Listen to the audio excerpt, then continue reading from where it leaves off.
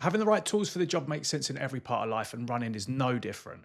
If you want to run faster, it's not always about grinding out more miles or doing brutal speed sessions. Sometimes it's actually about having the right gear to help you train smarter, recover better, and stay consistent week after week. But here's the problem: the running world is full of hype and overpriced gadgets, and most of them don't make you any faster. So in this video, I'm breaking down what I'd actually buy to run faster, gear that genuinely makes a difference, and what's just clever marketing. With Black Friday coming up, it's the perfect time to try and hunt for some bargains to set yourself up for your next PR. I'm Russ, a 2:42 marathoner and 16-minute 5K runner, and I only started running seriously a couple of years ago. But since then, I've tested just about everything under the sun, and these are the pieces of gear that actually help me get faster, stay healthy, and enjoy the process along the way. So let's get into it. If there's one thing that has the biggest impact on how fast you run, it's your shoes. Your shoes are like the wheels on your car, and you wouldn't drive it with a flat tire. And if you're in the wrong pair, whether it's too flat, too heavy, or just doesn't suit your stride, you'll feel it instantly. And when I started, I had no clue what I was doing. I remember buying my first proper pair of running shoes, and it was like night and day. Suddenly, running didn't hurt, my knees didn't ache, and I could actually enjoy the run, and I felt like I was running on a cloud. So if you're trying to run faster, think about having at least two types of shoes in your rotation. First off, and especially if you're just starting out, you're going to need an everyday trainer. Now, this is your reliable workhorse type shoe. You're probably going to do about 80% of your running in it, most likely.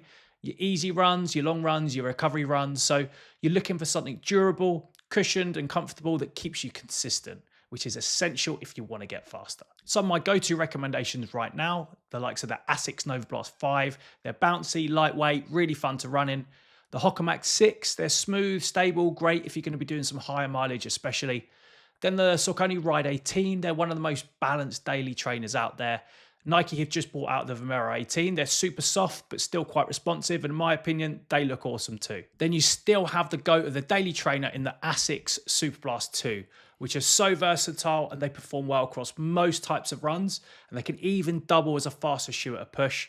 Look, as you can see, I've used them a fair bit. They've got quite a lot of mileage out of them. Just goes to show how highly I think of them. But look, really, would I run a marathon in them or anything where I'm going to be trying to get a PR? Personally not, because they're not a real race day shoe. The ones that feel fast literally the moment you put them on. Now, these are the super shoes with lightweight foam, carbon plates. They literally improve your running economy by a few percent and will 100% make you faster. If you're starting to get serious about your running and you want to see actually what you're capable of, you should be investing in a pair of them, but they don't come cheap. So only get them if you're actually going to be chasing PRs.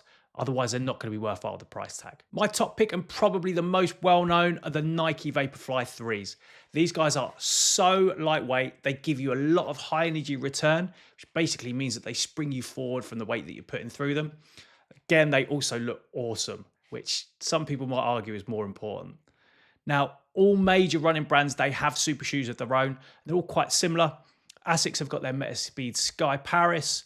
Adidas have got their Adios Pro 4s, which are probably the two other most well-known super shoes out there. Then Saucony have their own range. They've got the Endorphin Elites. Pumas have the Deviate Nitro Elites. The reality is that you probably actually won't notice a huge amount of difference across all of them.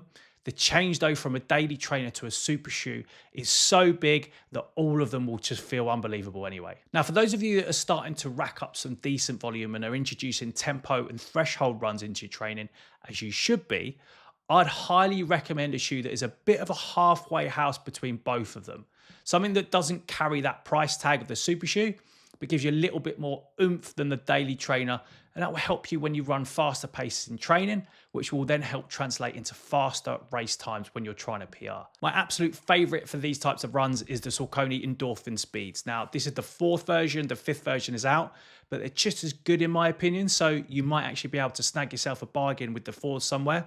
They've got a nylon plate that runs through the bottom of them, and they give you a bit of spring, not quite the carbon plate spring, but they give you just enough. Now, obviously, they've been battered and they've got about 800 kilometers in them. They're still going well. That's why I really rate them.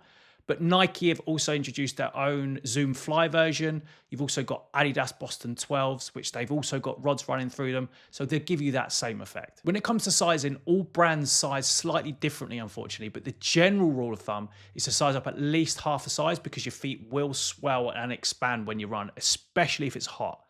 Now, if you can, pick up that third type of shoe, that tempo shoe. so that you're rotating between two pairs mostly throughout the week.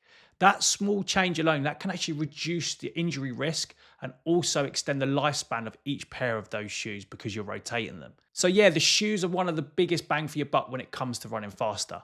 I've actually created my own AI tool to help figure out how fast I could run different distances based off of my current marathon and 5K PRs. I'll put a link below in the description for you to play around with your times too.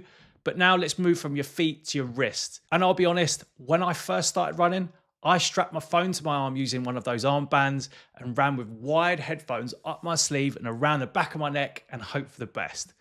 But thankfully, those days are now long gone. And if you're running with an armband and your phone, something has gone wrong. A smartwatch completely changes how you train. They help you understand your effort, your pacing, your sleep, your recovery, and really importantly, they allow you to see your progression over time. And they'll all help when it comes to make you faster come race day. And the best thing is that you don't actually need to spend a fortune. For most runners, Coros Pace 3 or Garmin Forerunner 255, they will hit that sweet spot. They've got really accurate GPS, heart rate, recovery metrics, and they even got some structured workouts built into them, things like that if you're into it too. But if you're stepping things up, the Garmin Forerunner 970 was recently released, and that's got some awesome features on it like irregular heart rate warnings and skin temperature readings, but it might be a little bit overkill for some. So something like the Forerunner 965 or the Coros Pace Pro, the Sunto Race, you might be able to pick up cheap in the sales. They still got some great features to them.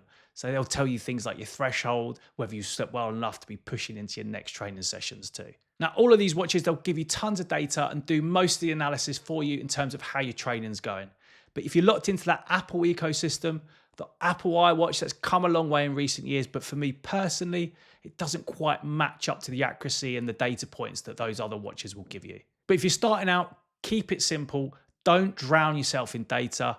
Focus on pace, distance, heart rate first, the basics, and that will help you train smarter, not harder, and will make you faster. Once you've got more established, then look at things like those higher end watches. And one of the more underrated features of them is the music element.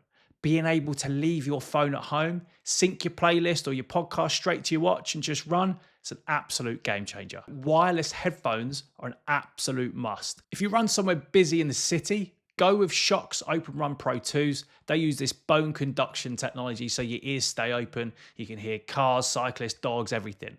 Super safe, surprisingly good sound quality as well, but not perfect. Whereas the Apple AirPods Pro 2, for me, they're unbeatable. So lightweight, great sound, and they've got transparency mode now that keeps you aware of the surroundings that you've got around you. But don't make the mistake that I did. Make sure that you wipe them down after every run because the sweat will cause them to break down if you don't wipe it off. Now let's talk socks. I know it doesn't sound particularly exciting, but hear me out. A good pair of running socks, they'll literally change how your feet feel at the end of a long run. They wick sweat and they just keep everything locked in and comfortable. But more importantly, they actually also stop you from getting blisters. And that's the most common injury, if we can call it that, which stops us from running. And consistency is essential if you're going to run faster. Forget the bulky cotton socks from the supermarket. You want to be looking for brands that specifically make socks for runners like Belega or Features. LSKD, they also do a decent pair, which I mostly use for my training. They're a bit cheaper. And I also use Shio socks for race day. That's mostly because you're able to match your super shoe colorway with them, which looks awesome. Now, I've done marathons in all of them, and honestly, they're worth every penny. Get yourself as many pairs as you can so you don't ever run out of the clean ones. And don't wait until race week to buy new socks in. You want to break them in just like their shoes. Now, this one's for runners who really want to train smarter. Wrist-based heart rate on most watches is okay, but it can be between 5 to 10 beats off sometimes. And that can really matter if you're training by zones and starting to run faster times.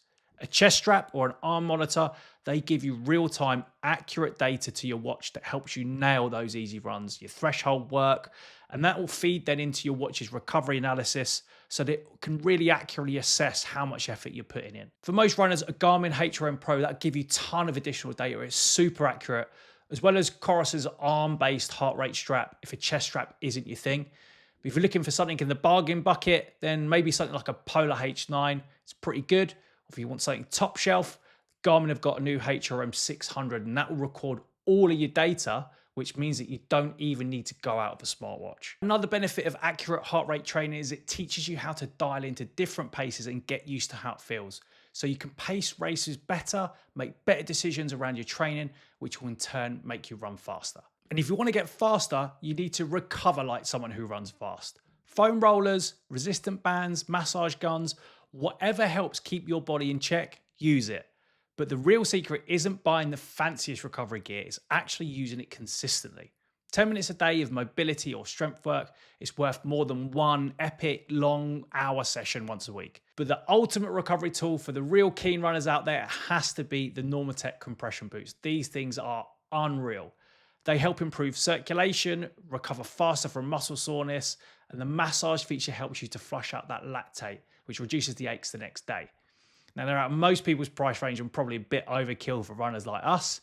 So a simple thing like a massage gun like the Ecrin Athletic 365, there's the Hypervolt 2, they can give you some of the same benefits at a much cheaper price point. All of these things, they work together to make your training smoother, smarter, and ultimately faster, because at the end of the day, running fast, it's just not about any piece of magic gear. It's about consistency, discipline, and enjoying the process. The gear just helps you do the right stuff, and most importantly, do more of it.